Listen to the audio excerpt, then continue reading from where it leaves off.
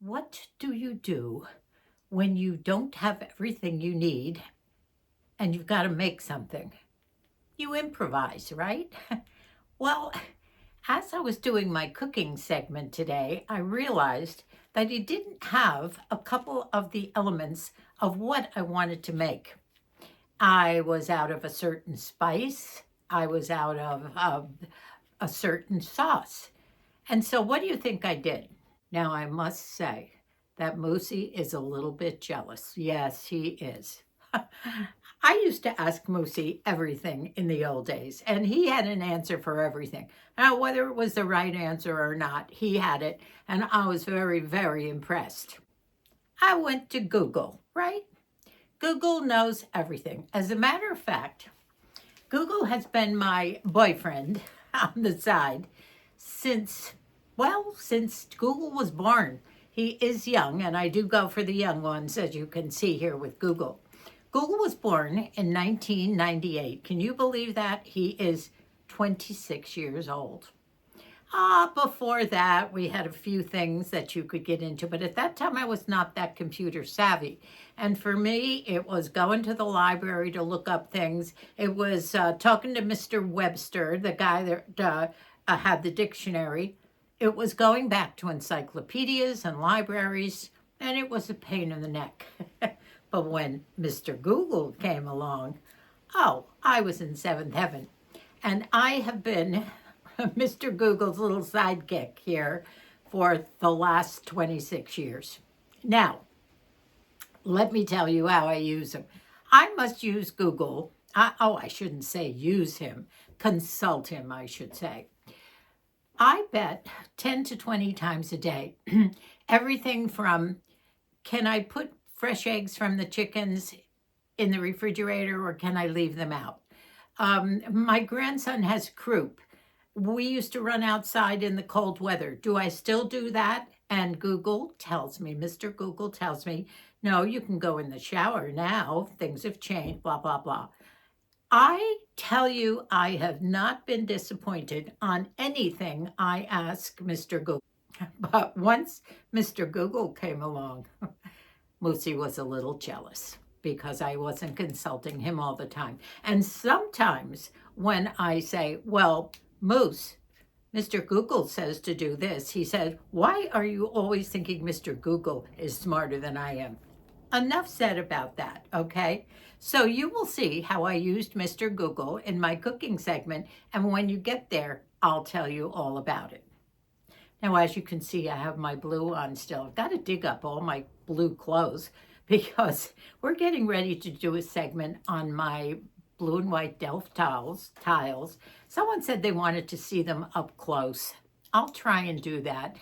Yes, I did every single one by hand, copying some old ones that Moosey picked up, very old ones in Holland. I still have those. I never wanted to put them on anything permanent because I wanted to hand them down to the kids.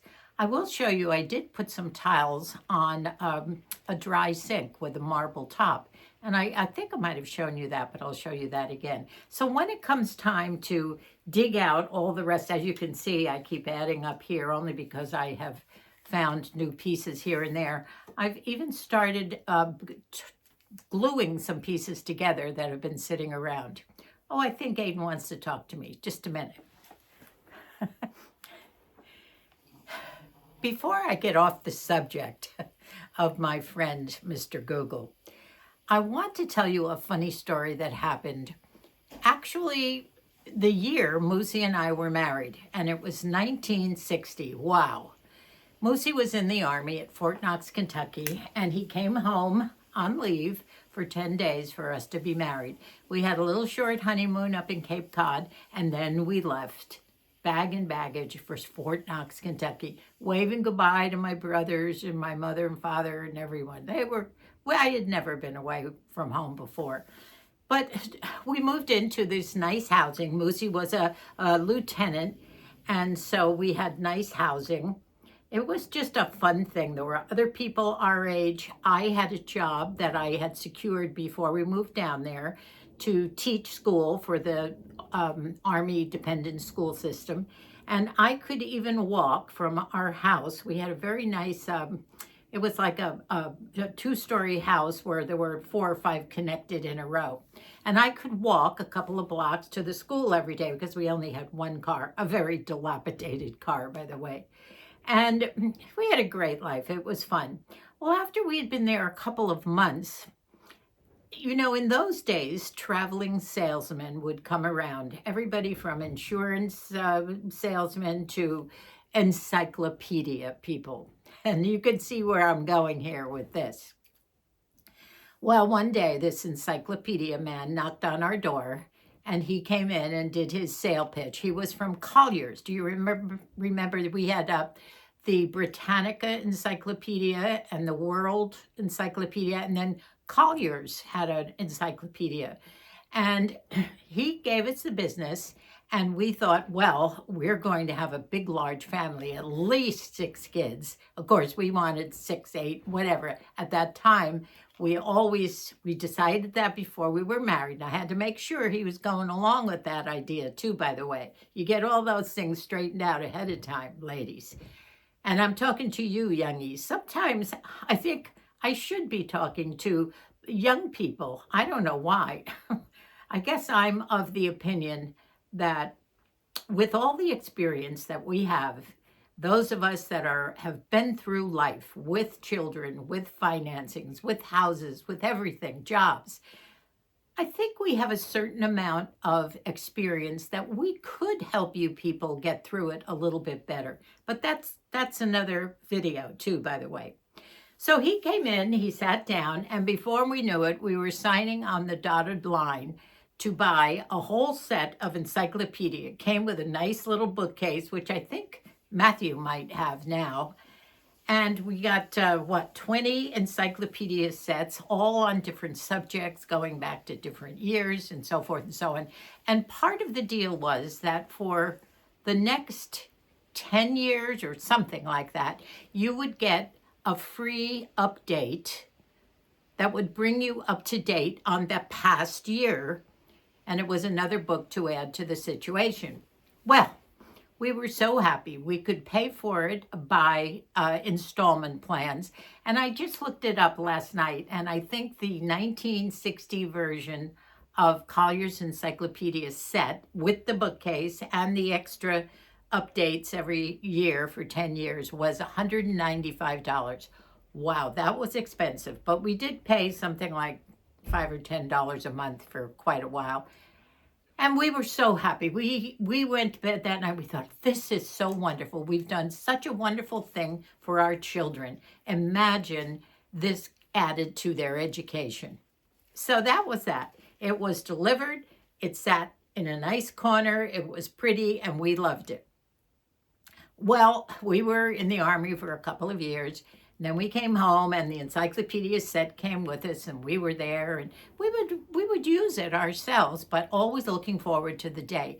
You know, somewhere in there, and I don't know when, maybe it was when Billy or Debbie, but either one of them or both of them or somebody was in school, and they started looking in there. Well, as they got older, it really was so obvious that we were so outdated and so, what's the word? Just going along with this thing. We bought this probably about 10 years too early because they were not finding up-to-date information. Technology had started to really come out. Nothing was in our encyclopedias about that. We even flew prop jet planes at that point, and that's how far back 1960 was. But we started having kids right away too. And I always remember Debbie complaining by the time she was in 5th and 6th grade. First of all, Debbie loved libraries and books. Always has, always will. And at any rate, our encyclopedia was just so outdated for our kids. They started marking up comments on pages. And when we finally sold our family house, the encyclopedia, I think, went the way of the trash can, that's for sure. And everybody said bye-bye. But that's what we thought was going to be the big thing. Isn't it amazing with the technology, the way it took over? Now that, and I remember having to use the Webster Dictionary all the time too. So Mr. Webster was also a friend of mine. But thank you, Google. I spent so much time last night looking up information about Google and you know, how they assimilate information and everything. It's absolutely amazing. And it was started by two young boys who were PhD students at Stanford University back in, I believe, 1996. In the beginning, it had a funny name, something like Backrub or something or other. And then 2 years later, they changed it to Google. And those two boys have been ultra famous and wealthy ever since. That's my Google story. What do you do, ladies, when you want to make a certain kind of a dinner, but you don't have all the ingredients? You improvise, and that's what I'm going to do today. I bought one of those cooked chickens at Walmart yesterday, and I paid like $5.80 for it. Can you believe it? Chickens everywhere else are up to $9.99. And I've decided that today, which is Saturday, that we would have some good protein and that we dig into that chicken. And the first thing that struck my mind, Moosey and I were chatting about what we wanted to eat tonight, and we eat early. He said, gosh, remember that spinach ravioli we had the other day? I love that sauce. Well, that was a béarnaise sauce. And I don't want to go through all the trouble of making béarnaise from scratch. I could, but there's a ton of ingredients.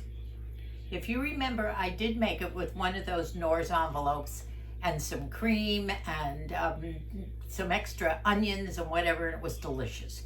Well, that's what I'm going to do now.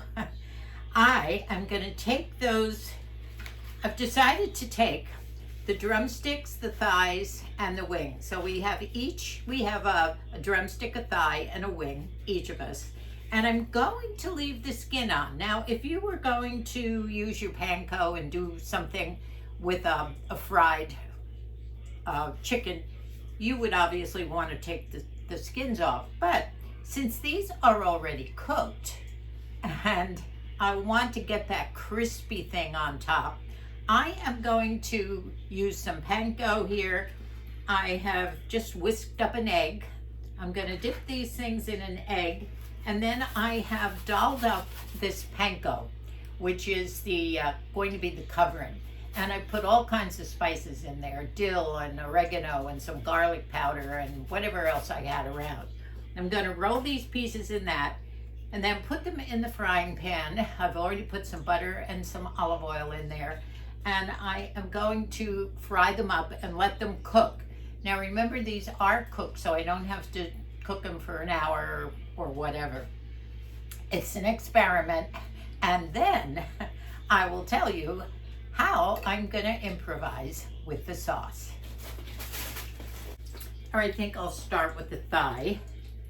I'm gonna take one and lightly dip it in here. Now this one egg has to last for the whole thing. And then I'm going to just do it in here. Now I think I'll do this side too. Hope this sticks. You know, it's a lot of times these things don't stick, but I want it real nice and crispy. Okay, I'm gonna do the other one on both sides. Good, I will have lots left.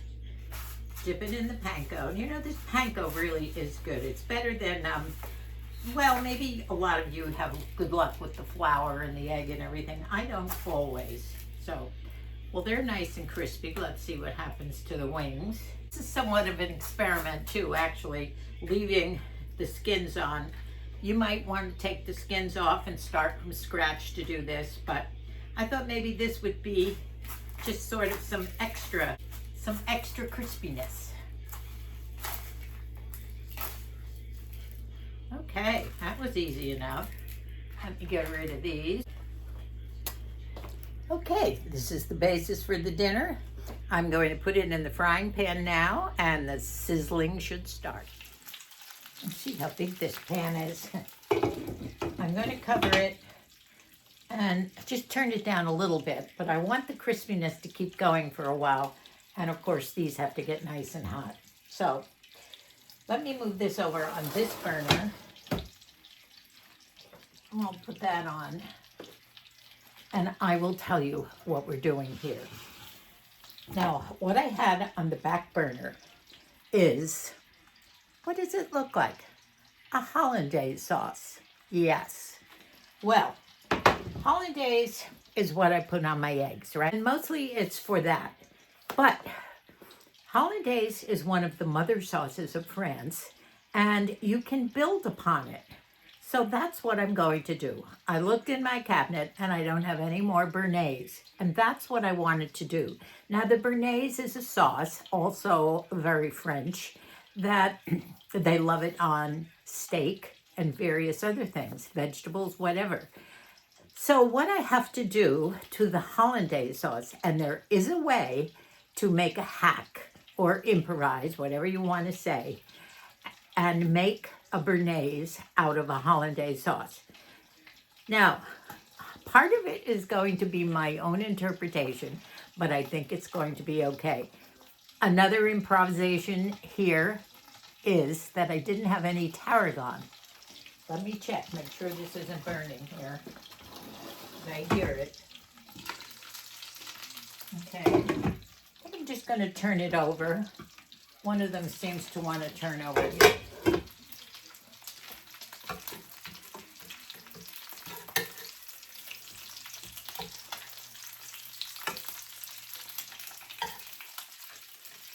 Now I am going to turn that down very low. Okay, I have it on low now. So now, I've previously made the hollandaise sauce, and it does look just like hollandaise sauce, doesn't it? But I want a béarnaise, so I'm going to improvise. Let's go over here. Let me get out my little whisker and just whisk this up a bit. And this is going to be sitting on the back burner. It's thick. Now a béarnaise is not quite as thick as a hollandaise, so we're going to do a little reduction of the hollandaise, and then we're going to begin with the building up of the béarnaise and add it to the hollandaise. I think we're gonna get a pretty good sauce without too much work. That's my deal. Here's what I have to add to the hollandaise to make it more like a béarnaise and fit for my chicken. Now, you can use chicken or fish or anything else with a béarnaise sauce. You don't have to stick with steak, that's for sure. And one of the secret ingredients I'm going to add is a little bit of white cherry. So, Moosey suggested this, so that should make it taste real good too. So the first thing I have to do and add to make my conversion here is green onions or shallots. Now I have just a little bit left from the other day, and I'm going to chop these up very fine, and then I'm going to saute them and pop them in. Nice and tight. Now if I don't think I have enough here of the white part of the green onion, because that tastes the most like an onion, I guess, is I might put just a little bit of very tiny diced onions in. Now what I have to do is I have to saute these in butter first. And so far as the tarragon and the spices that you would not put into hollandaise, but you would put them into a béarnaise, would be anything. Well, they suggested tarragon to begin with as one of the main seasonings. Now, I don't have tarragon. I have a million spices. I've looked through them, and for some reason or other, I've never used tarragon. However, I read, there's always a way, always a hack, my friends. I read that spices similar to tarragon, which would be similar, maybe not as great, but similar, are everything from basil to oregano to dill, and I'm going to put all three of these in, and that would make it more into a béarnaise. I'm also going to add a little more butter, and I'm going to add some more of my half and half. That makes it creamier and will give me a little bit more sauce, and a little sherry. And then to top it all, I'm going to put a little handful of Parmesan cheese in. That, Moosey said, was probably what made the sauce the other day that we put on the ravioli, that spinach ravioli. That was so good. So I'm going to have to get out a tiny frying pan now, another one, and then I'll show you how we put all this together. So this is ready to pour in. And I think instead of using another pot and mixing the béarnaise ingredients, I am just going to add everything one by one to make béarnaise into the hollandaise, and voila, magic, we have béarnaise, or close to it. So here's my mother sauce, the basis, hollandaise, of my hack. And I'm going to pour this in now. Once again now, it's not a hollandaise anymore, right? I'm going to stir that in. Now I'm going to add some half and half cream. This is to make it a little creamier. Make this half a cup, a little more here. And remember, the béarnaise is not quite as thick a sauce as hollandaise, so it should thin it out a little bit. I hope not too much. I'm going to turn the heat up to high as we mix all this.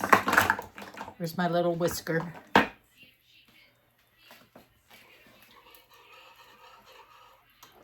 Okay.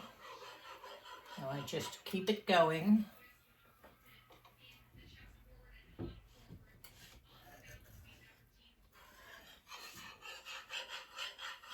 Of course, it whitens it up a little bit. The difference in béarnaise and hollandaise is the color. Of course, the hollandaise is yellow. And now I'm going to add the spices. And it's not tarragon. Here's the improvisation number 2. A little basil, a little dill, a little oregano. They say it all helps make a tarragon. In the end, I will add the sherry because I really don't want the taste of the sherry to boil away. So I will add that right before I serve it. Now I'm going to put some Parmesan cheese in, shredded Parmesan cheese in. Not too awfully much, but enough to kind of thicken it up. I used this the other day with our spinach ravioli too in that sauce. And Lucy said he really could taste the Parmesan. So I have a handful here. A nice handful. I'm going to put it in, see how that thickens it up. Of course, that will make it whiter too, so it has the look of a béarnaise. Turn that down some more to simmer. I think we're ready. I have my salads ready, and I'm going to show you what we're doing with the salads. Here's what my hack looks like. Béarnaise sauce made from the original mother sauce of France, hollandaise. And it looks good. I think we did well on these. These are ready. They're crispy, they're hot, and they're tasty. Don't these salads look good? They're mostly spinach with cranberry fruits and nuts, and a delicious, I can't remember the name of this dressing, but it was fantastic. It was similar to a poppy seed. And I found these when we were down spending the weekend with Mikey and Sabrina. Mikey, I went to Costco with Mikey and he bought me a bunch of stuff. One of these salads. This was a pre-mixed salad. And Moosey loved it. We've already had it once. So we're going to put the dressing on.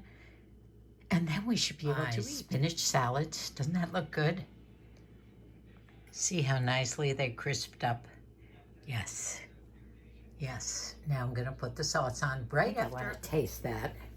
Because if I'm going to put sherry in, you want to taste it.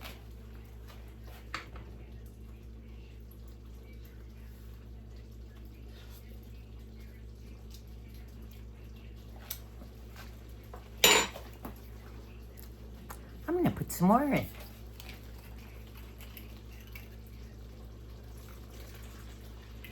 Okay. That should do it. This looks just perfect. Now I'm gonna put some on the dinner and we'll eat. Doesn't this look good? Actually, when I read about sauces, this is similar to a Tuscan sauce as well. But now I'm gonna bring it into Moosey with his salad. That's a nice dinner, huh? Just enough sauce this time. Looks yummy, doesn't it? This is my improvisational hack for béarnaise. If you don't have the goods, you improvise. Hayden is here this morning, and we put the duvet cover on. You know, it's not the prettiest thing in the world. It's just a plain blue, but it certainly goes with the room and the rest of the decor. And it is very soft and very, very big. In other words, it does fit. And I'm going to show you how much it comes over on the side because that's important to me. You can't see, but it covers the whole top of the mattress, which is nice and wide enough that Moosey and I are not, it's wide enough that Moosey and I are not pulling on each other's quilts to get more coverage. I don't know whether you can see it or not up close, but it's really soft and it's going to be cozy. Yeah. Good. Aiden's been such a big help to us in the garden, hasn't he? Wouldn't be here without him.